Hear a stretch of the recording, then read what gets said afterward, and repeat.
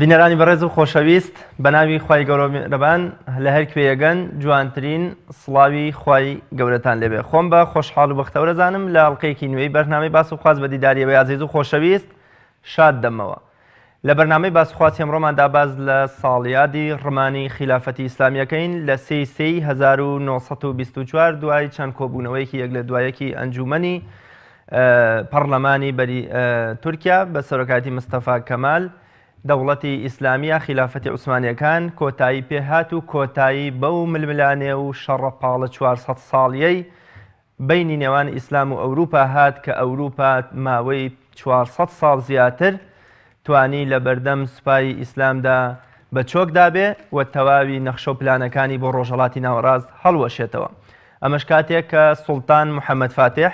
لە 23 چواری 1523 دا توانی قوستەنتینیەی پایتەختی بێزەنتیەکان ڕزگار بکات و ببێتە خاوەنی مژدەکەی پێغەمبەری خوش صلی الله علیه وسلم و ناوی پایتەختەکەشیان بکاتە ئیسلامبول واتە دڵ یا وڵاتی ئیسلام. ئەو سوڵتان محەممەد فاتحەی کە هێندە کاریگەر و هێندە نەبەرد بوو کە ئەگەر کەشتیە بازرگانیەکانی عوسمانی بچوونایەتە بەندەرەکانی جێنەوا و بندۆخیەی ئیتالیا کەنیسەکانی ڤاتیکان لە ترس و ڕێز و شکۆی محەممەد فاتحدا زەنگی کڵێسەکانیان ڕادەگرت بۆیە کە کۆچی دوایش دەکات لە خۆشیاندا 3 دانە ڕۆژ زەنگی کڵێسەکانیان بەردەوام لە خۆشیاندا لێدەدا. مەبەستمەوەیەکەوە لە 1924 بەدەستی کۆمەڵێ خۆرەی نێودەوڵەتی ئیسلامی دەستچنەکانی ئەوروپا لە نێودەوڵەتی ئیسلامی کۆتایی بە حکمی موسڵمانان هات. لەو ساوە تا ئێستا ئەوروپا و خاچپەرستان وڵاتی موسڵمانانیان کردوتە مەیدانی بەرهەمێنانی هەزارەها توند و تیژی و ڕووداوی تراژیدیا و هەروەها پەرتپەرکردنی موسڵمانان و دوورخستنەوەیان لە یەکتر و هەزارەها ناکۆکی مەزهەبی و نەتەوەیی و زۆر شتی دیکە. تەنانەت بەرژەوەندیەکانی خۆیان لە ئێستادا لە ڕۆژهەڵاتی ناوەڕاستدا دەبین. ئێمە لەم بەرنامەدا باز لە تەواوی ئەو هۆکارانە دەکەین یان باز لە ساڵیادی ڕمانی خلافەتی ئیسلامیەکەین لە ساڵی 1924 و ئەو کاریگەری و دەرەنجامە خراپانەی بەسەر موسڵمانانی داهێنا. بۆم مەبەستە میوانداری زۆر بەڕێز دکتۆر کەریم ئەحمەد شارەزا لە فکری ئیسلامیم کردو. دکتۆرگیان زۆر بەخێر بێ و سوپاس بۆ ئامادەبوون. دکتۆر سەرتا پێم خۆشە دوای تێپەڕبوونی 95 ساڵ بەسەر ڕمانی خلافەتی ئیسلامی دابزانم ڕەئی و سەرنج و بۆچوونی جەنابەت چییە؟ بسم الله الرحمن الرحيم الحمد لله رب العالمين والصلاة والسلام على سيدنا محمد وعلى آله وصحبه أجمعين. سەرتا سوپاسانەکەم هەم بۆ بانگێشتکردن هەم بۆ یادکردنەوەی ئەم ڕۆژە گەورەیە لە مێژووی ئیسلامە کە ئەوانەی تیا ژیابوون قسەکانیان و قسەی شاعری شاعرەکان و قسەی زانایانی ئەو کاتە و وەزعی عالەمی ئیسلامی ئێستا لە دوای ڕوخانی خلافەوە تاکو ئێستا هەمووی شاهدن لەسەرەوەی کە چی موسبەتێکی گەورە بوو چ کارساتێک بەسەر ئومە ئیسلامیە هات. ممکنە موسڵمانان زۆرێکیان درکیان بەو حقەتە نەکرد بێ بە قەدەرەوەی کە ئەوروپا درکیان پێکرد هەستیان پێکرد بۆیە ئەو ئاهەنگانیان ئەگێڕا چونکە کۆسپێکی گەورە لە بەردەمیانە لاچوو هەم بۆ داگیرکردنی عالەمی ئیسلامی بەشێوەیەکی گشتی بۆ زەوینکردنی خواردنی بەربوومی ئەم وڵاتانە و بۆ داگیرکردنی فەڵەستین بە تایبەتی و بۆ چاندنی دەوڵەتی جوولەکە لە فەڵەستینە. لەبەرەوە کارساتێکی زۆر گەورە بوو بەسەر عالەمی ئیسلامیە هاتووە مەگەر ینی هیچ شتێک نییە ڕاستەکەی قەرەبۆی بکات. دکتۆر بێگومان بمانەوە نەمانەوەی لەگەڵ ئەو دوورکەوتنەوە مێژوویەی سەردەمی عوسمانیەکان لە سەردەمی زێڕینی پێغەمبەری خوا صلی الله علیه و سلم لەگەڵ خولەفای ڕاشیدین ڕەزا و ڕەحمەتی خۆیان لێبێ ئەمە ڕووداوێکی گرنگە واتە پچڕاندنی سیلسیلەی دەوڵەتداری و بە دەوڵەتکردنی کۆمەلگا بەڕێوەبردننی کۆمەلگا لە ڕێی دەوڵەتەوە لە پێغەمبەری خوا صلی الله علیه و سلم تا عوسمانیەکان. ئایا لە فەرمودەکانی پێغەمبەری خوادا صلی الله علیه و سلم هیچ ئاماژەیەک بەم ڕووداوە کراوە کە موسڵمانان ڕۆژێک دێ جڵەوی فەرمانڕەوایەتی و دەوڵەتداری و سیاسەتکردنیان لە دەست دەربچێ؟ کۆمەڵە فەرمودەی پێغەمبەری صلی الله علیه و سلم هەمووی ئاماژەیە بۆ ڕۆژێک کە خلافەت نامێنێت و ڕۆژێک کە موسڵمانان با بڵێن دەوڵەتیان نامێنێت و من ئێستا ئەو فەرمودانە بە دەقیقی لە هینمانیە با بڵێن لە زەهنمانیە بەس هەر کەسێکوانی کە هینی ئەحادیسی فتەن بخوێنێتەوە ئەوانە هینەکات کە کۆمەڵی ئاماژەی تا منە ڕۆژە خوێندمنەوە بەس ڕاستەکەی بۆم لەبەر نەکران تەسەوریش نەکران پرسیارم لێ بکە ئینا کۆمەڵی لەو فەرمودانم ئامادە کرد بەڵێ ئاماژەی پێدراوە لە حەدیسەکەی حوزەفەی کوڕیەمانە لە کۆمەڵی فەرمودەی تریشە و خاصن هەر کەسێ بێ لە هینی علاماتی با بڵێن ساعە کە لا تەقوم الساعة ئەوە لێ بە سێرچێ بکە زۆرێک لەو شتانی بۆ دەرەکەوێ کە پێغەمبەر صلی الله علیه و سەلەم ئاماژەی پێداوە وەکو تۆش وتت یعنی چونکە حەدەسێکی زۆر گەورەیە بۆ یەکەم جارە لە دوای هاتنی پێغەمبەر صلی الله علیه و سەلەم لە دوای هیجرەتی پێغەمبەر بۆ مەدینە بۆ یەکەم جارە شتێک نامێنێ بە ناوی دەوڵەتی ئیسلامیەوە یا شتێک نامێنێ بە ناوی خلافەتی ئیسلامیەوە. زۆر باشە دکتۆر، ئایا دەرەنجام خراپەکانی ڕوخانی خلافەتی ئیسلامی چی بوون بۆ سەر موسڵمانان؟ خەڵکێک پێی وایە ڕوخانی دەوڵەتی عوسمانی تەنە وەکو ڕوخانی ڕژێمی شایەتی وایە لە ئێران و هاتنی کۆماری ئیسلامیێران وەکو بۆ منە مەلەکی لە عێراق و هاتنی کۆماری. ئایا ئەمەش هەمان بۆچوونە هەمان هاوکێشەیە کە تەنها لە سوڵتان عەبدولحەمید وەرگیراوە دراوەتە مستەفا کەمالیان ئەمە شتێکی دیکەیە؟ ئایا مەبەستمەوەیە دەرەنجامە خراپ و نالەبارەکانی ڕمانی خلافەتی ئیسلامی بۆ سەر دڵی موسڵمانان چی بوون و چ کاریگەریەکی لەسەر ژیان و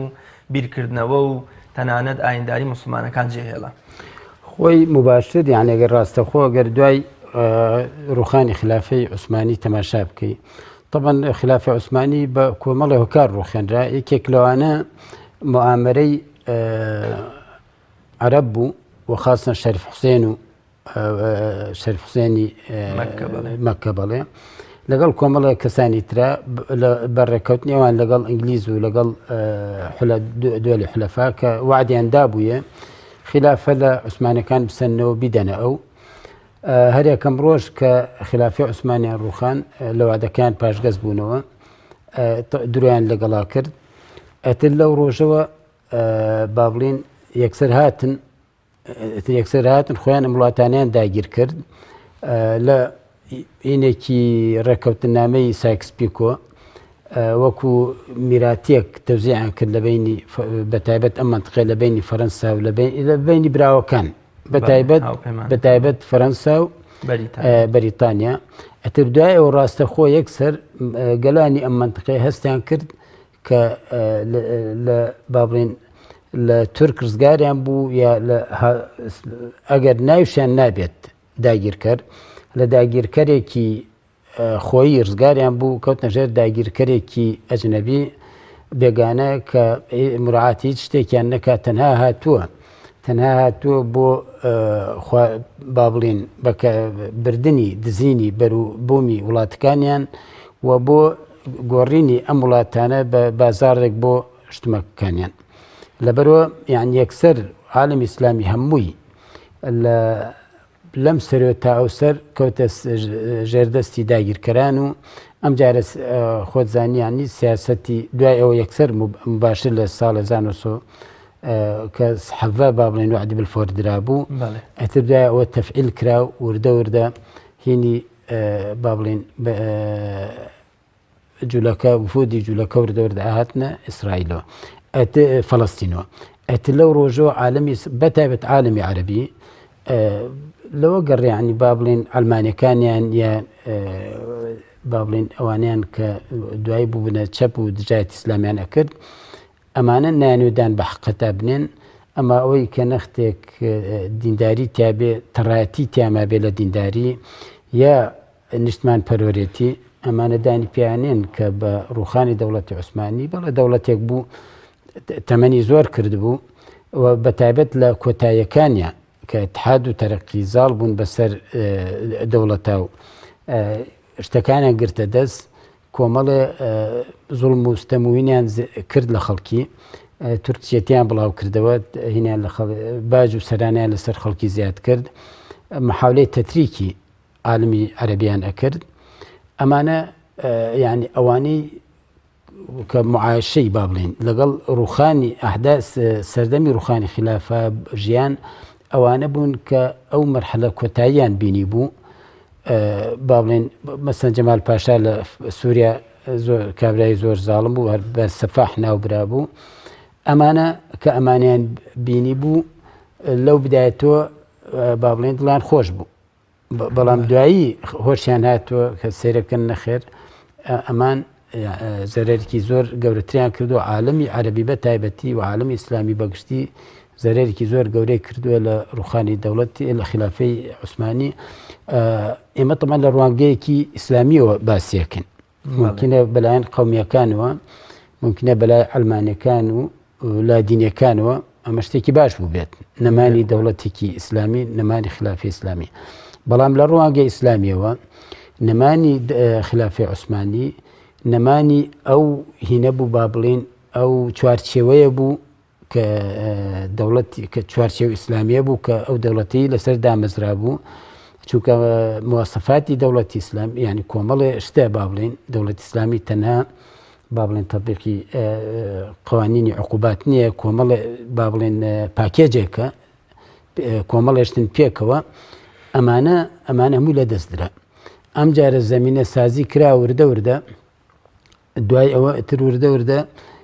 غەرب کە هاتن بەریتانیا و فەرەنسا کە هاتنە وڵاتانە وردە وردە ئەتر ئیش بۆ ئەوە کرا کە چۆن وردە وردە ئەم ملەتانە وەکو دەوڵەتەکان لێسەندنەوە وەکو خلافەکان ڕوخان چۆن ئیش بکەن بۆەوە ئەم جارە کارێک بکەن لە دینەکە بە تەواتی دووریان بخەنەوە و کارێک بکەن نەگەڕانەوەی دەوڵەتێک بەو شکۆیە بەو ناوە یا لەژێر هەمان ناوە جارێکتر لە عالەمی ئیسلامیە سەر هەڵباتەوە هەموو جودەکانیان چڕ کردەوە بۆ مەبەستە. زۆر باشە دکتۆرە توانین بڵین ئەمە خەڵکێک پێی وایە هەر شەڕێکی سیاسی بووە و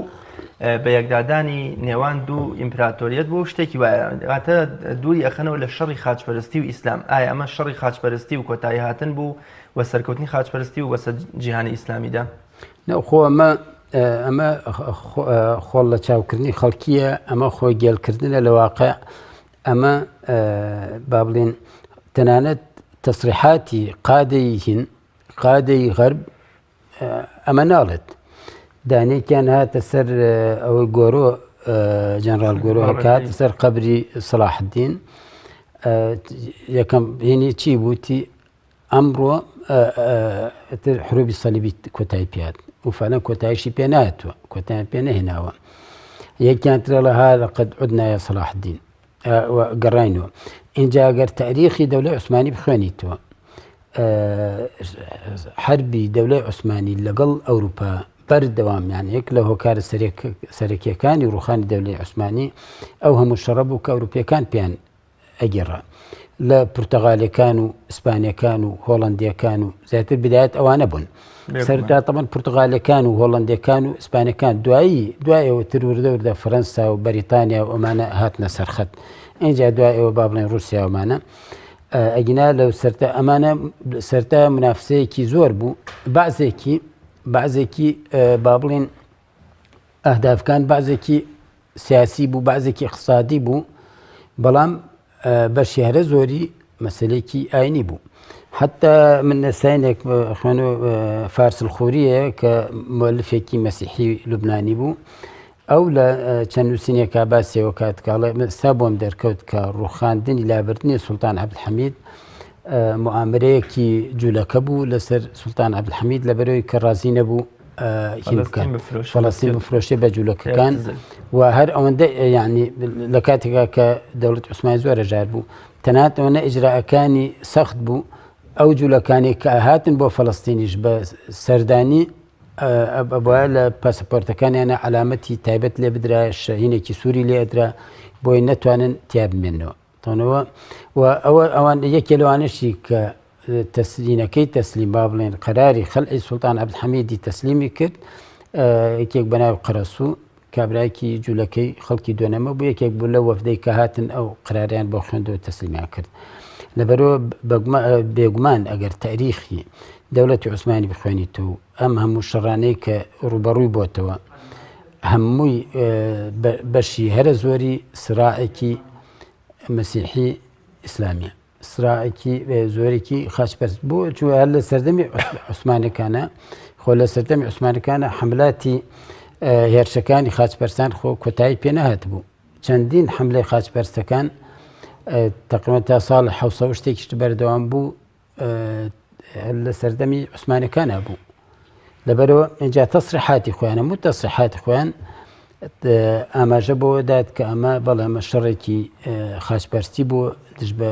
دەوڵەتی ئیسلامی. زۆر باشە دکتۆر، ئایا دەوڵەتی عوسمانلی وەکو ڕەمزی مسلمانان هیچ سیما و مۆرگ و تایبەتمەندیەکی دەوڵەت و مرۆڤ دۆستی و شارستانێتی تیا بوو بۆ من لەم کۆتایەکە نیکۆلای قەیسەری ڕووس دەڵێ پیاوە نەخۆشەکەوی دیکاتیەوەیەتی بمرێت و بیخێنە گۆڕەوە ئەم دەوڵەتە ئەوەی کە نەیاران بانگەشەکەنکەوە مرۆڤ دۆستی و شارستانیەت و مۆدرنێتی و پێشکەوتن و زانستی تیانە بووە ئایا ئەم قسەی ڕاستە یان بەونە تەنها دەیانەوێت بیکەنە بیانووی ڕووخاندن و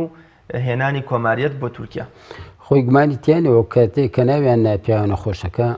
دەوڵەتی عوسمانی لاواز بوو و وردە وردە با بڵێن وردە وردە لاوەسترە بوو و لەو متەڵەقەوە لەو سۆنگەیەوە ناویان ناپیاوە نەخۆشەکە بۆی میراتەکەی هین بکەن یعنی ئامادەسازیەک بوو بۆ یعنی وەرگرتنی میراتیەکەی دەوڵەت عوسمانی بەڵێ دەوڵەتی عوسمانی ئیمپراتۆریەتێک بوو 624 ساڵ تەمەنی بوو لە 1300 تا 1924 کەم دەوڵەتە بووە ڕەنگە هەر نەبوو بێ هیچ ئیمپراتۆریەتێک هیچ دەوڵەتێکی عوزمان نەبووە بتوانێت ئەوەنە ساڵ بەردەوام بێت و بە درێژای ئەو هەموو ساڵە هەر باڵا دەست بێت و هەر دەستی بڕات و هەر هین بێت و اینجا ئەوەنەش فراوان بێت لەگەڵ ئەو هەموو شەڕە خارجەی ئەو شەڕە دەرەکەی کە بەرامبەر ئێکرا لەگەڵ کۆمەڵێک شەڕی داخلی کە لە بابنەوەکو خەنجەرێک لە پشتۆ لێ ئەدرا لەگەڵەوەشا بەردەوام بێ ئەگەر مقەوماتی دەوڵەتێکی نەبوایە چۆن وا بەردەوامە بوو بیرمان نەچێتەوە تەوەن هۆکارە دینیەکە هۆکارێکی سەرەکی بوو هۆکاری دینی هۆکارێک سەرەکی بوو بۆ مانەوەی دەوڵەتی عوسمانی لەبەرەوەی کە بە ناوی قەومیەت تۆ نەبوو لەم دوایە کە ناوی قەومیەت بەرز کراوە جەماعەتی اتحاد و تەرەقی مەسەلەی تورکچێتی و با سیاسەتی تەتری کۆشتیانیان بەرز کردەوە ئەتر چیتر تەحمل نەکرا و ملەتانی ژێردەست وردە وردە کەوتنە موامەرە لە وەکو عەرەب و بڵێن وەکو حتی کورد بەو دەرەجەیە نەبوو کورد بەڵێ بەو دەرەجەیە نەبوو زیاتر عەرەب لەگەڵ با بڵێن بەڵقانەکان و ئەوانەی بەڵقان و کۆمەڵک خەڵکی تر زیاتر لێی ڕاست بوونەوە. زۆر باشە دکتۆر، ئەوروپا کە لە ڕێی مستەفا کەمالەوە ئیمپراتۆریەتی یان دەوڵەتی عوسمانی ڕووخان پێی وابوو وەکو ئیمپراتۆریەتی کاسۆلیکەکەی خۆی ئیسلامەکەشی بە خلافەتەکە و ڕووخاندووە و هەتا دنیا بێت جارێکی دیکە ئیسلام سەر هەڵ ناداتەوە. ئایا ڕووخاندنی منارەی خلافەتەکە ئێمە لە ئەستەمبول لە 1924 ڕووخاندنی ئیسلامیش بوو لە دڵ و دەروون و معنەویاتی خەڵکە و ئایا ئەو وێنە و تێگەشتنی ئەوروپا کە پێی وایە جارێکی تر ئیسلام هیچ ڕۆڵ و وجودێکی نە لە معنەویاتانە لە ئەخلاقانە لە بیرکردنەوەی مسلمانان نییە ئەمە شتێکی دروست و ڕاستە؟ خۆی ئەوروپا تەمەوەکو لە سەرتاشا باسم کرد کاتێک کە ئەم کێنە سیاسی ئەم قارە سیاسی لابرد اکتفای بەوە نەکرد هات زەمینە سازی کرد بۆی کە لە ڕووی فەرەنگیەشەوە کارێک بکات کە جارێکی تر مسلمانان ئەو کیانە دروست نەکەنەوە. ئەبینی بۆیە ساڵی 1925 یەکسەر دوای ڕووخانی خلافە بە ساڵێک کتێبێک لە مسر دەرەچێ عالمێکی ئەزاری نووسێ بە ناوی عەلی عەبدولڕازق بە ناوی الئیسلام و ئوسوول الحوکم تایە ئینکاریە کالۆی کە ئیسلام حکم داری تێدا بێ یعنی هەزار و چەندێک با بڵێن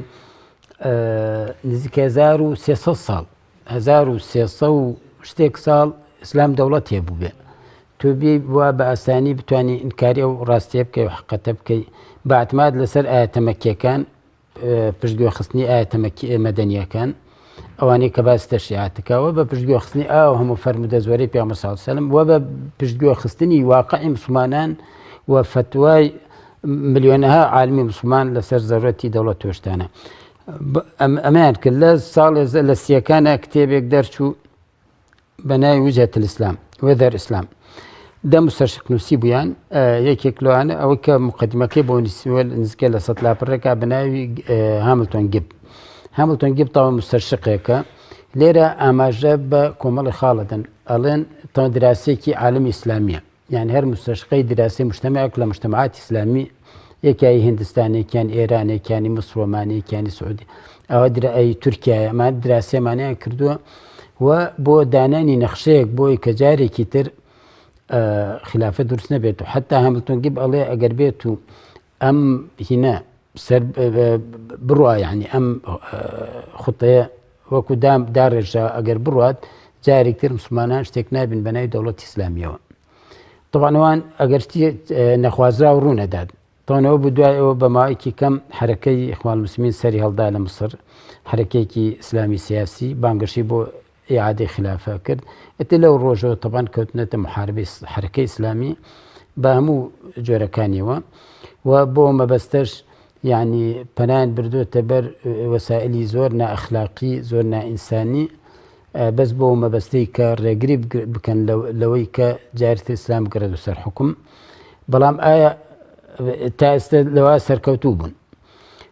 تا چ حەدێ توانیان ئیسلام لەناوبەرن لەما سەرکەوتوو نەبوون و ناشبن بەڵام تا چ حەدێک توانیوانە مسلمانان لە ئیسلام دوور خەنەوە لە میشیانە نەجاحتێ باشیان بەدەستێناوە ئێستا علمانیەتی عالمی عەرەبی و عالمی ئیسلامی چییە؟ بانگەشە نییە بۆ بێدینی بانگەشە نییە بۆ بەرکنارکردنی دین باشەکەیان ئەوەی کە زۆر باشە ئەڵێ دین و دەوڵەت لە یەکجیا بکرێتەوە ئەمە ئەوانی با بڵێ بە دەرەجە هینی بکەی خراپترینیان ئەوەیە کە باوەڕی بە دین هەر نییە دین بە زەرەر زانی بۆ کۆمەڵگە دین بە ینی ئیش بۆ سڕینەوەی دینەکە لە کۆمەڵگەیە دکتۆر لە ئێستاشدا ئەلمانیەکان زۆر لە بوونی دەوڵەتێکی ئیسلامی ئەترسن و زۆر ڕقیشان لەوانەیە کە بانگەشەی دەوڵەتێکەکە کە شەرعی خوای تێدا تەطبیق بکرێت دادپەروەری و پێکەوە ژیان و خۆشەویستی مرۆڤ دۆستی بکاتە وێنی ئەو دەوڵەتە ئایا دروست بوونەوەی دەوڵەتێکی ئیسلامی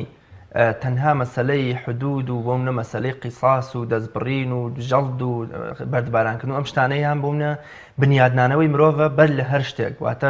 دەوڵەتی ئیسلامی دەوڵەتی دادپەروەری و پێکەوە ژیان و نەمانی ستەمی چینایەتی ئایا بۆمنە ئەلمانیەکان ترسیان هەیە لە دووبارە دروست بوونەوە یا ڕقیان لەوانەیە کە بانگەشەی دەوڵەتەکەن ڕووبیانوەکان شتێکی دروستە ئایا دەوڵەتی ئیسلامی ئەمەی ئەوێ خۆ ئەو داوایەکی چاواشەکارانەیە چاواشەکارانە بەڵام ئیشیان لەسەر کردووە و تا حدێکیش نەجاحتی باشیان هێناوە ئێمە تا ئەتوانین بڵێت تا 20 ساڵە لەمەوبەر تا 15 ساڵە لەمەوبەر بانگەشە بۆ حکومی ئیسلامی و بۆ تەطبیقی شەریعە شتێک بوو شعوب گەلانی عالم ئیسلامی هینیانەکرد بانگەشیان بۆ کرد بەڵام کارێکیان کرد یعنی لە زمنی ئەو معامەرەی کە کردویانە لە ڕێگای مراکزی بەحوسیان و لە ئەنجامی دراسی کۆمەڵگاکانی مسلمانان و لە ئەنجامی دراسی مسلمانانەوە و ئیسلامەوە شتێکی کارێکیان کردو ئێستا تەنانەت یعنی وا بکەن حتا ئیسلامیەکەش بە شەرمێکەوە باسی دەوڵەتی ئیسلامی و باسی حکم ئیسلامی بکە یعنی وان وێنە توانیان وای وێنای بکەن لە بەرچاوی خەڵکیە کە تەطبیقکردنی ئیسلام چونکە کۆمەڵە نمونەیان هێنا بۆ خەڵکی ئەم نمونانە وەکو داعش مەسەلەن ئەمانە ئەگەر چی یعنی ئەفرادەکانیان ناتوانین تاوانباریان بکەیت بە عەمەلەت بەس ئەسڵی پرۆژەکە پرۆژەیەکە لە مخابەراتی هینە دروست کراوە بۆ ئەوەی بۆ وێنە ناشرینکردنی وێنەی حکمی ئیسلامی قوارخکردنەوەی ئیسلام لە کۆمەڵی حدوودا کە ئەمە زوڵمێکی زۆر گەورەیە لە ئیسلام ئەکرێت و ئەوەش مەبەست بوو لێی بە میسالی عەمەلی لەما نەجاحتێکی باشیان بەدەستێناوە تا ئێستا و خۆزانی مخابەرات ئەخلاق و شت ناخوێنێتەوە یان چەند جارێ جینایەتەکەن یەک لەوەی کە با بڵێن ئیسلام ناشرینەکەن دوو لەوەی کە خەڵکانێکی ئاوا دروستەکەن و دوای خەڵکانێکی بێتاوان ئەکوژێت و باکیان نییە گویان لێ نییە مهم هەدەفەکان بپێکن ئەو شەوەیە چۆن ئیسلام یعنی کارێک بکەن کە جارێکتر مسلمانان نەتوانن بیر لە مەسلەی دەوڵەت بکەنەوە یا بانگەشە بۆ دەوڵەتێکی ئیسلامی بکەن وەکو هینێکی لێ بکەن لەبەر چاوی خەڵکی لێ بتۆقێ زەندەقی بچێ وابزان هەروت دەوڵەتی ئیسلامی تر یەکسەر پرۆسەی دەستبڕین و ڕەجمکردنی زانی و فەرزکردنی نیقابووین بەسەر خەڵکیا و بالمناسبة محمد قوتب لە معركة تەقالیدا لە 50 کانامەی نووسیوە ئەڵێ غەرب ئێوێ وای وێنای ئیسلام کە ئەگەر ئیسلام حکم بکات جاتەکان پڕە بن لە خەڵکی ڕژدار و ڕژ درێژ و نیقاب هینە بێت و ئافرەتر ناچێتە دەرەوە و ئافرەتە بێت لە سوچی ماڵە هین بکرێت و سجن بکرێت و قەسوەت و حکمی خەڵکانێکی دڵڕق و فعلەن توانیشان سەرڕای پێزانینی هۆش باڵێن ئاگاداری هەندێک لە بیرمەندە ئیسلامیەکان بەڵام لەگەڵەوە شاغەر لە ڕێگای ئەو سوڵتەی کە هەیەی لە ڕێگای ئەو ئیمکانیاتی کە هەیەی لە ڕێگای ئەو خەڵکەی کە دروستی کردووە توانی شتێکی وا بکات ئەلەم مەرحەلەیە مەشروع ئیسلامی لەبەر چاوی خەڵکی ناشین بکات وای لێ بکات کە تەنانەت ئیسلامیەکەش وەکوتم شەرم بکالەوەی کە بانگەشە بۆ ئیسلامیەت بکات جا بۆیە یان لەسەر قسەکەی جەنابەت ئەبێمە جارێ ئەو مەفهومە ڕاستکەینەوە لە زەهنی خەڵکیە کە ئایا کە ئەوتێ تەطبیقی ئیسلام مەقسەد بەس جانبی ئینەکەیەتی بەس جانبی حدودەکەیەتی بۆ ئیسلام بەس بریتیە لە ئیقامەی حدود و با بڵێن معاقبەی تاوانباران یا ئیسلام پێشەموو شتێک ڕۆحی ئیسلام ڕۆحی دەوڵەتی ئیسلامی ئیقامەی عەدلە حكم يعني وإذا حكمتم بين الناس أن تحكموا بالعدل إن الله يأمركم أن تؤدي الأمانات إلى أهلها وإذا حكمتم بين الناس أن تحكموا بالعدل يعني روحي حكم إسلامي إقامة عدل أما لبرشاي إلى بيري خلقية بنوا واي وينا كان بو خلقية كان قرخني إسلام لحدودا بابلين بووي كالرقري لا هات نوي مسلمان كان يا هات قرانو إسلام كان هو طبعا ممارسة أم جماعة تونندڕەوانە ئەمەش وەکوتم کە دروست کراون زۆرێکیان ئەو شتەیە بۆ بردوونەتە سەر تا ئێستا ئەمە جۆهدێکی زۆرێوێت تا ئەو وێنەیە لە بەرچاوی خەڵکی هین بکەی چکە ئێستا ئیسلامەکە زەحیەیە یان دوو جار زوڵمی لێ ئەکرێ یەک لەوەی کە دوور ئەخرێتەوە لە ژیانی خەڵکی دوو لەوەی کە ناشین ئەکرێت و وای لێ ئەکرێت کە بێ لەوەی کە خەڵکانێک هەر بەو چاواشەکارەیە لە ڕێو خەڵکانێک بێتاوان ئەکوژێن و شاروێران ئەکرێ و حقیقت لە خەڵکی ئەشار درێتەوە ئیسلام پێشەوەی کە حکم جان بە قەزایەکە بێ ئیسلام بەهاکانێتی ئێستا حەزاری غەربی هەڵگیری کۆمەڵی بەهایە کۆمەڵی بەهایە نایە فەرزیکا بەسەرتا بە سلاح بەڵام بە زۆر ئەسالیبی تر فەرزیەکە بەسەرتا دەوڵەتی ئیسلامی لەو کاتە لە ڕووی شارستانیەت و تەکنەلۆژیا و لە ڕووی سەقافەت و لە ڕووی زانست و معریفەوە چ کاریگەریەکی لەسەر ئەوروپا هەبوو محەممەد قوتب بەڕەحمەت بێ لە کتێبەکانیا باسی کاریگەریەکانی دەوڵەتی ئیسلامی حتا بەش بەڕەحمەت بێش فەرمێ ئەوروپا لە هاتنیدا و بەرەو ئیسلام بەڵام ستەمی کەنیسە و قەشە و ڕۆژهەڵات ناسەکان وێنایەکی هێندە ناشینیان کرد هاتن هەچی سەقافەت و معریفە و زانست و پێشکەوتن و دۆزینەوە داهێنانە زانستیەکان هەموو بردنیان و پاشتر لە ڕووی سوپای خاچپەرستیەوە توانیان احتیوای دەوڵەتەکەش بکەن واتە دەست بەسەریا بگرن ئایا دەوڵەتی ئیسلامی بەدەر لە ناوخۆی خۆی هیچ کاریگەریەکی بەسەر ئەوروپا هەبوو لەو بوارانەی کە باسم کرد خۆمە مەسلەی گوێزرانەوەی حەضارەی ئیسلامی بۆ غەرب لە ڕێی ئەندەلوسە و لە ڕێگای سقلیە و ئەمانەوە غەرب خۆی ئاعترافی پێکات ئاعترافی پێکات پێشکەوتنی غەرب بەسەر ئێمە هەمووی تەمەنی 300 ساڵێک ڕاستەکە لەوبەر عالم ئیسلامی لە پێشتر بوو ئەگینە ئەوش ینی لە پڕێکە ڕێیان کەوتە سەر لە ئەنجامی تەبان خۆی چۆنڵە الحاجەت و الاختراع ئەمە گەر باسیەوە کاری پێشکەوتنی غەرب بکەن ئەوان احتیاجی خۆیان بۆ بژێوی و بۆ بەدەستێنانی بژێوی خۆ زانی مواردی طبیعیان کەم بوو گەڕان بە دوای بازاڕا و گەڕان بە دوای بژێویە وای لێکردن زۆر شت اکتشاف بکەن و دەستێ ڕێیان بکەوە لەم تەکنۆلۆژیایە کە توانیان لە ڕێگایەوە باڵادەستی لە ڕووی هێزوینەوە بەدەست بێنن و عالمی ئیسلامی کۆنتترۆل بکەن ئەمە یعنی خەڵکانێکی منصفێ لە خۆیان غەرب چی ئیسفادێکی لە شەرق کردووە یا لە عالمی ئیسلامی ئەگەر بێت و تاریخی دەوڵەتی ئیسلامی بخوێنیتەوە حتا لە شەکیب ئەرسەلان ئەمیر شەکیب ئەرسەلان لەم کتێبەیە کە باسی تاریخی دەوڵەتی عوسمانیە کات لە فەسڵێ لە کتێبەکانیە باسی بەناوی خوتەت ئاستانە باسی حەضارەی دەوڵەتی عوسمانیە کات کە چەند پێشکەوتو بووە چەندی باخیان بە عەلم داوە لەم دواییان نەبێت کە با بڵێن تحجر و وشکی و هینی کۆمەڵێک لە عولەمای دین ڕێگر بوون لە بەردەم هێنانی تەکنۆلۆژیای غەربی ئەگنا لەوەبەر تو سەیری بەسیترین تۆ بەچی ئازانی ئێستا تۆ بەچی ئازانی فراونەکان پێشکەوتوو بن یا دواکەوتوو بوون بە ئەهرامەکان ئەوان نیە بە شوێن دەستیان خۆ ئینسانەکان نەماون دەوڵەتی عوسمانی ئەگەر تەماشای ئەو هەموو بینایانە بکەیت کە ئاساری دەوڵەتی عوسمانی پێوەدارە دەڵات پێشکەوتنە لە ڕووی عیمران و لە ڕووی هەندەسە و هینەوە لە ڕووی فەن خاسن فەنی معمار ڕۆژتان خۆشمانە جێدەستیان هەردی ئەیچی لە ڕووی ئەمە کەسێک گەربێ ئەوە بزانێت یانی بچێت سەرێکی ئەستەمبول و سەرێکی و شارانە بکە بزانە یان ئەو هەموو عیمارە جوانانە اینجا دەوڵەتێک ئەگەر هینی نەبێ ئەگەر پێشکەوتو نەبێ ئەگەر ئیمکانیاتی نەبێت چۆن ئەتوانێت ئەوەنە ساڵ بەرگەی هەموو ئەوروپا بگرێت و لە هەموو لە زۆربەی شەڕەکانە لە شەڕی بەحر و باڵا لەسەر دەریا و لەسەر زەوشە هەرزار بێ بەسەریانە اینجا هەرخۆی بە ئەگەر خۆزگا ئەگەر بوار بە لە کاتێکاوە بە تەفسیلی باز بکرایە کە شەکی بەرسەلان ئاماژەی پێدا لە خوتای ئاستانە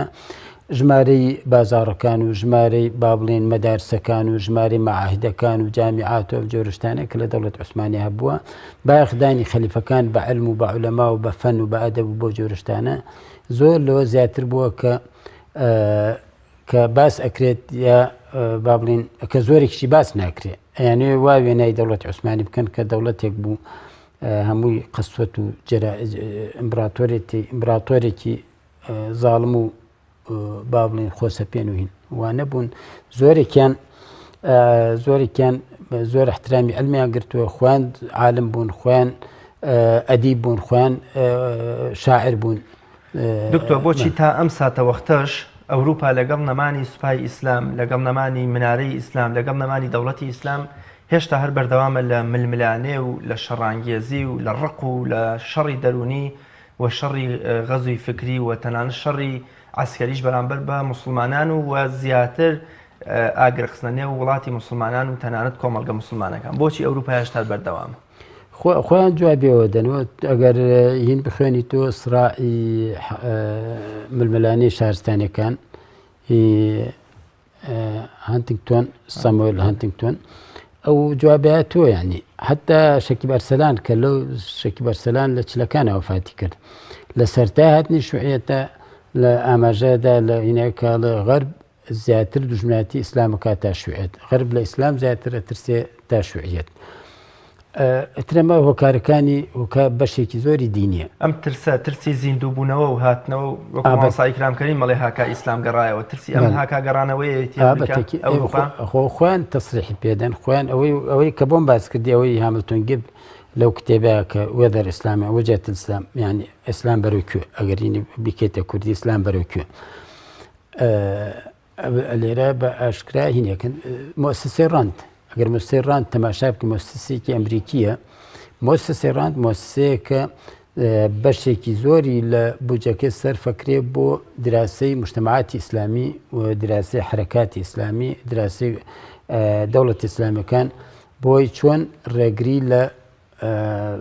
مواجهەی حرەکە ئیسلامیەکان بکەن چۆن ڕێگری لە گەڕانەوەی حرەکە ئیسلامیەکان بکەن بۆ سەرسوڵتە ئەمەی بەهاری عەرەبی کە ناونرا بەهاری عەرەبی هینێکی بەڵگەیەکی بەرجەستەیە کە خەڵک ئیسلامیە کە خەڵکی ئیسلامی بەلای ئەوانەوە تەمان سەدمە بوو بەلایانەوە سەدمە بوو لە دوای ڕوخانی خلافە و لە دوای ئەو هەموو بەرنامێ و لە دوای هەموو جۆدەی سەرفیان کردووە مەسەلەن لە دوای ئەم وڵاتانە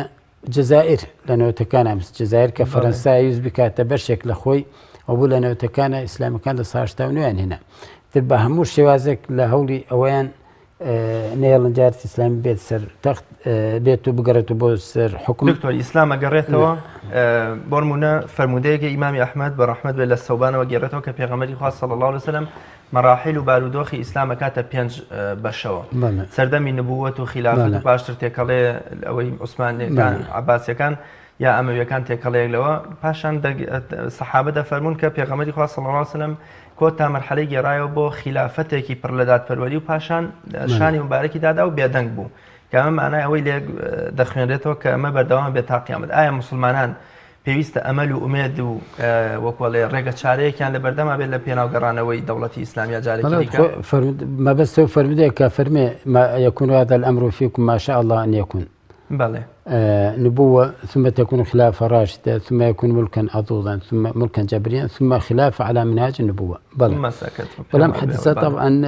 أم حدثكم والله حديثي تيرشوكم وما أسكردي همو هوا بخشن آتني مثلا قراني مهدية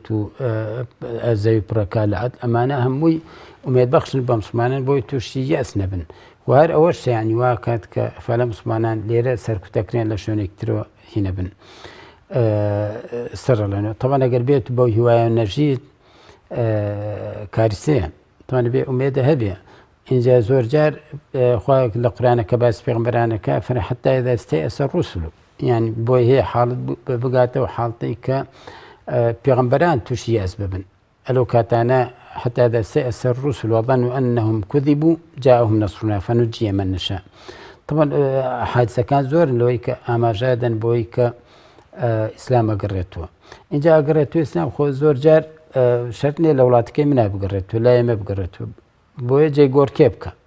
بۆیە لە وڵاتێک سەر هەڵباتەوە بە خەیاڵی کەسانێت ئێستا خۆ عوسمانیەکان خۆ مسلمان نەبوون لە قەیبلەیەک بوون هاتن بوونە مسلمان و ئەم دەوڵەتیان دروست کرد یعنی تازە بووبوونە مسلمان ئەمیش یان تۆ بە دووری مەزانێ یعنی ولله جنود السماوات والأرض لە چی شوێنێکەوە یعنی ئەبێ ئینسان بێ ئومێد نەبێ یا ئیس نەبێ لە هینی خوا لە وعدی خوا و لە ڕەحمی خوا و ثانیاً ئەبێ ئێمە خۆمان یعنی متمانە بە خۆمان بگێڕینەوە متمانە بە ئیسلامە بگەڕێنەوە یعنی بزانین کە سەعادەتی بەشەریەت یعنی ئەو درۆیە پوچەڵ بکەینەوە ئەو بوختانە پوچەڵ بکەینەوە کە یعنی ئیسلام وا وێنە بکەن هاتني إسلام يعني نماني حريات ويعني خلقي بدبختي خلقي ويعني نخير أبي أول خمان قناعات ما نهبي كإسلام هاتني إسلام هرتشني مروف لدولة إسلامية هرتشني محروم بيت وضعي لو دولة تباشتري بي ك رقاي دينداري لي قدغاكات يا برو بيديني أيبات شو كما زاني ما هيني ديدي إسلامية أم دنيا مزرعي آخرت وأم دنيا حتى نفرك يشتكي ويناكي جواني كات هينيكي بي باتك زور دريجة تقريبا 10 سنتيمتر سورة ما باقي كهم سبيا الله أما حياة أم دنيا أم دا سورة أم 10 سنتيمتر سورة أم دنيا ما باقي كي كوتاينا روجي دوايا إما الإسلام كم جارة بين أو بينو كنجات بوني خلقية لا وەکو ڕەبعی کوڕی عامرە فەرمێت ڕزگارکردنی خەڵکی لە عبودەتی غەیری خوا بۆ بەندایەتی خوا و لە جەوری ئەدیان بۆ عەدلی ئیسلام و بۆ لە ضیق الدنیا إلى ساعة الدنيا والآخرة بۆ فرانی قیامەت بەشەرێت ئێستا یعنی نازانێت تووشی چی کارساتێک بووە لە ئەنجامی زاڵبوونی مادیەت و لە ئەنجامی زاڵبوونی حەزاری غەربی یعنی ڕێکەوە حسانی کە لەسەر دەجال ئەیخوێنیتەوە كفرمي جنتي وجهنمية جنتك إلا وقع جهنمك إلا وقع جنته أما غرب أي كأمرك يعني بناوي حريات وبناوي ديمقراطي وبناوي سربسي آفرت وأم جورجتان اللي وقع أوي كبيغمر صلى الله عليه وسلم أمجي بيداوه أجنا أمره تو سيرك مجتمعي خمان كلم شان صالي دعايا بزان نسبة طلاق شان زور بو بزان نسبة زواج چنێ کەم بۆ تۆ بزانە نسبەی تلیاخۆری چنێ زیاکات نسبەی جەریمە چنێ زیاکات بزانە خۆکوژی و ئەو جۆرەشتا یعنی ئەم نەخۆشیە اجتماعیانە چنێ زیای کردو لە کۆمەلگەی ئێمە ئێستا مەسەلا ئەم مؤتەمەری ئەخیری کە ئەم کۆنفرانسی ئەخیری دابڕان یان هەر بە ئاشکرا ئەوێ پرۆسی زواج نەهێڵێ ئەوێ ئەوەنێت کۆمەلگەی کوردواری بکاتە کۆمەلگەیەکی با بڵێن لادینی ئەوەی تر خەڵکی بەدبەخت و ئەوەی تر خەڵکی با بڵێ داماوە بکات تۆ ئێمە شتێکمانەیە شانازی پێوەکەین ئەم با بڵێن ئەم تەماسکی ئیجتماعیە ئەم ناحیە ئیجتماعیە کە ماومانێتەوە ئەیانەوە ئەمیش بڕوخێنن جاوایە وەکو پێم وتی یعنی ئەمەی کە جا خەڵکی نازانێت چی زەرەرێک ئەکات لە ژێر سایەی ئەلمانیەتە و لە ژێر سایی ئەم دەوڵەتە بێدینیانە کەی زیاتر بۆی دەرەکەوێت کاتێ ڕۆژی قیامەت دێ بە دەرجە یەکەم بە دەرجەکەم بۆی دەرەکەوێت کە چی خیانەتێک بەرامبەر کراوە لە چی خێرێک منعکراوە. جا بۆیە دەوڵەتی ئیسلامی یعنی ئەگەر ئێمە وا لە خەڵکی بکەین وا بڕوان بۆ دەوڵەتی ئیسلامی، دەوڵەتێکە پێشەموو شتێک بەهای عەدل و ڕەحمەت و هاوکاری با بڵێن پێکۆژیان و ئەو پێکۆژیانەی لە ئیسلامە هەیە یعنی بوختانە بە ئیسلامایکەن کە ئیسلام باوەڕی بە پێکۆژیان، ئەگەر باوەڕی بە پێکۆژیانی ئەم هەموو کەمایەتیانە لە عالەمی ئیسلامی چۆن ماونێت بۆ ئەوروپا بتپەرستێکی تیان نییە، هەموو ئەوروپا بتپەرست بوو وانە بۆ ئەوروپا بتپەرستێکی تیانە بوو تا پێش لە هاتنی ئەلمانیەت لە ئەوروپا.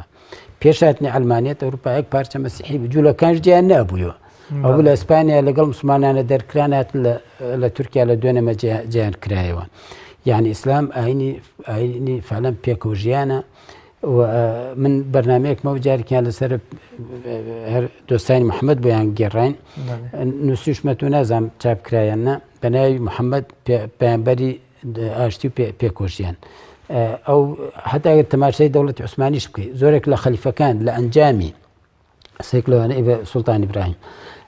لە ئەنجامی غەدر و لە موامەرە و ڕێکەوتنی مەسیحەکانی عالەمی ئیسلامی لەگەڵ وڵاتانی ئەوروپیا هاتوۆتەوە قەناعەتەی کە هین بکات کە مەسیحەکان بکوژێ مفتی نەیهێشتووە، هاتووە فەرزی بک بەسەران ببنە مسلمان مفتی نەیهێشتووە، ویسوێتی دەریان کە مفتی نەیهێشتووە. یعنی ئیسلام فعلەن بوونی ئەم هەموو مەزاهب و ئەم هەموو فرەقە و ئەم هەموو ئەدیانە لە عالەمی ئیسلامی دکتۆر یەکێک لەو هۆکارە سەرەکیانەی کە ئەوروپا سەرکەوتوو بوو لە ڕووخاندن و پەرتەوازەکردنی دەوڵەتی ئیسلامیە تۆخکردنەوەی سنووری نەتەوەگەرێتی و ناسیۆنالیستی و گیانی نەتەوەخوازێتی بوو. بە جۆرێ وایان کردووە لە ئێستادا کورد و عەرەب وەکو جوولەکە و نازیەکان وان تورک و فارس و عەرەب، ینی دژمنایەتێکی زۆریان خستۆتە نێوان ئەوە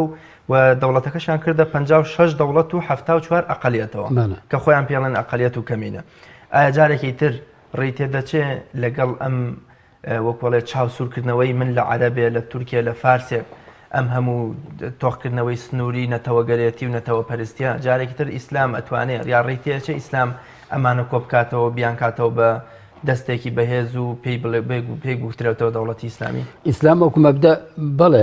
یعنی خۆزان جیازیشت لە ئیسلامە لە بینی قەومیات و ئەشخاص و شتانە بە گوێرەی تەقوایە بە گوێرەی چەندی خزمەتەکەی بەس برە مسلمانان یعنی ئەمێنێت سەر پابەندی مسلمانان یعنی سەر کاتێک کەڵێ ئیسلام هو الحل یعنی بێ بزانین کە یعنی مسلمانێک لە ڕۆحی ئیسلام تێگەیشتی بێ تەشەبع بێ بە ڕۆحی ئیسلام بەرپا بکات بەڵێ بۆی هەیە زەحمەت نییە. یعنی حکومەتێکی دادوەر دابنێ خەڵکی مافی خۆی وەربگرێت حرەکەی عەرەبی قەومی عەرەبی لە تورکیا لە عالەمی عەرەبیا بۆ سەریاڵدا نەتیجەی هاتنی اتحاد و تەرەقی خۆ محەممەد ئەمین زەکیبەک خۆ ئاماژەی پێدا ینی ئەڵێ تا اتحاد و تەرەقی نەهاتن و بانکچەی تورکچێتیان نەکرد من نەمەزانی کوردم. یەکێک پیرەمێت مەسەن لە ئەستەمبۆل لە چێ بێتە بووە متەسەرف وابزان لە ئەستەمبۆل کەس نەیە پرسیان تۆ خەڵکی کوێی قەومیەتە چییە؟ ئێستا لە شارێک و بۆ شارێک تر خەڵکیان شار لەو شارە بێ بە مەسئولێک کارێکیان کردووە خەڵکی شارەکە قبوڵی نەکەن. وەکو بالمناسبە بەڵام مەزەر لە خوتبەیەکی باسیینێکی باسی دو هەمەی دابڕان باسی یینی کرد باسی باڵان پێکۆژیان لە عایلەشا پێکۆژیانتان نێشتووە ئافرەتی هەڵە سێ مەسەن تەحەدای پیاوانەکات فعلەن یعنی لە بینی شارەکانشا پێکۆژیانیان نێشتووە. ئەم تەعەسوبە لە ئەنجامی هاتن اتحاد تەرەقی اتحاد تەرەقی شەگەر دراسی بکەیت چۆن هاتن کێ دروستی کردن حرەکەیەکی قەومی بوو ئەوان بوون با بڵێن بزماری ڕووخاندنی دەوڵەتی عوسمانیان دانا بە بڵاوکردنی و تورکچێتی بە ستەمکردن لە قەومیاتی تر وەخاستن لە عەرەب و کە عەرەب زۆرینەیەکین بوون. ئەگینا عالمی عەرەبی هەموو سەرڕای ئەو هەموو ئەسم میشەل ئەفلەق لە کتێبێکە فی سەبیل البعث ئاماژەی بەوە ئەڵێ لە عەرەبێکی موسڵمان بپرسە ئایا حکمێکی تورکی موسڵمانت پێ قەبوڵە حکمی عەرەبێکی مەسیحیت حکمی تورکێکی موسڵمان یعنی بۆی هەیە هینە دینێکە هەستە دینێکە ئەگەر بەهێز بێتەوە لە ناو خەڵکیە لە ناو خەڵکیا و کاتە پێکۆژیان ئاسانترە بێت ئەو وەختە لێرەش یعنی خۆزگەم کەسی بتوانێم کتێبێشێکی بەرسەلان بخوێندایەتەوە باسیەوە کات کە بەڵێ قەومیات و ئەدیان و مەذهب ومانە هۆکاری تەفرقن بەڵام ئیسلام ئەوە بە قووەت یعنی توانیوێتی زۆر ئەم هینانە زۆر لاواز بکاتەوە زۆر ئەم هەستانە با بڵێن لەو حدودە دەری بکات لەو ئاستە دەری بکات کە ببێتەوەی تعسوب و دەمارگیری و زوڵم و ستەمەوە دکتۆرگیان کۆتا قسە و پەیامی جەنابەت چیە لە 95مین ساڵیادی ڕمانی خلافەتی ئیسلامیدا؟ کۆتا قسە منەوە هەیە کە ئەبێ ئێمە جارێکتر یعنی دراسەیەکی تاریخی دەوڵەتی عوسمانی بکەینەوە لە ڕوانگەی ئەوانەوە دراسی نەکەین کە با بڵێن کۆتا ساڵەکانی دەوڵەتی عوسمانیان بینی بەڵکو لە سەرجەم ئینەکان و تەماشای بکەین و ئینسافی ئەو مەرحلەیە بکەین و جان بە ڕووە ئیجابەکانی بەڵە ڕووی سلبی هەبووە زۆری هەبووە نابێ ئینسان نکۆڵی لێ بکات ڕووە ئیجابەکانی بۆ خەڵکی دەربخرێت و ئەو خاڵی ترش ئەوەیە کە ئێمە نابێ بێ ئومێد بین لەوەی کە چۆک دادەین و نابێ بە دیعایە و بە بوختانی دژمنانی ئیسلام بڕوا بکەن و وابزانین کە هاتنی ئیسلام یعنی ستەم و یعنی زەوتکردنی حڕیات و ئەم جۆرەشتانە. زۆر زۆر سپاس بۆ بەڕێز دکتۆر کەریم ئەحمەد شارەزا لە فکری ئیسلامی کە میوانی ئەمڕۆی بەرنامەی باسخوای بینەرانی بەڕێز خۆشەویست بێگومان ئێمە بێت لە چاوی زانایان و ویژدان زیندوەکانی خۆمانەوە سەیری دەوڵەتی عوسمانی بکەین نەک لە چاوی عەلمانیەکان و ڕق لە دڵەکان تەنانەت کورد لە نێوان هەردوو دەوڵەتی بۆ منە ئێستەی تورکیا و عوسمانیەکاندا هیچ کاتێک سەردەمی مستەفا کەمال هیچ مافێ بە کورد نەدراوە بەڵام کورد لە نێو دەوڵەتی عوسمانیدا کە ئێمە ئێستا یادیەکەینەوە ئەوەندە ڕێز لێگیرا و بە حورمەت بووە پێی گوتراوە قوڕەیشی ئەم سەردەمەیە قوڕەیشی دووەم کە قوڕەیش لە نێو عەرەبدا هێندە بە حورمەت بووە تەنانەت زانایانی ئێمە وەکو مەحوی و وەکو نالی و وەکو شێخ ڕەزای تاڵەبانی و وەکو قانع دەیەهات دێڕە شیعریان هەیە لە وەسفی سوڵتانی عەبدولحەمیدی دووەم بەڕەحمە دوێ لە پای ئەوەش کە حسەینی برنجیزادە کە یەکێک بوو لە سەرکردە کاریگەرەکانی کورد دەڵێ لە پای ئەو خیانەتی کە لە سوڵتانی عوسمانیم کرد و باوەڕم بە بەڵێن و درۆکانی مستەفا کەمال کرد ئەگەر مردم داوا لە کەسوکار مەکەم گۆڕەکەم بەرنەوە سەرڕێی دیاربەکر و لەسەر کێلی گۆڕەکەشم بنووسن هەر کوردێکی بە شەرەف بەم نێوەدا تێپەڕ بوو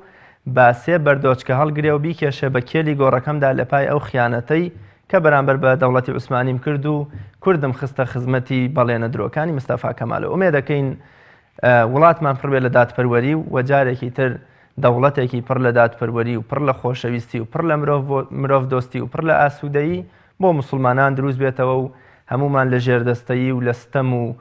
لە ڕقی ئەوروپا و زلهێزەکانی دنیا ڕزگار و نەجاتمان بێت تا بە یەگەیشتنەوەی تر بەخوای گەورە میهرەبانتان ئەسپێرم مەرشاد و سەرکەوتوو من خواتان لەگەڵ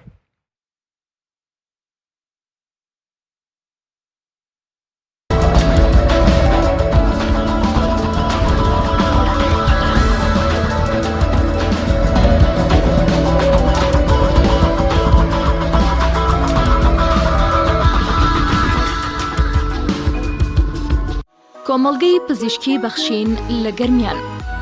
گەورەترین کۆمەڵگەی پزیشکی لە گەرمیان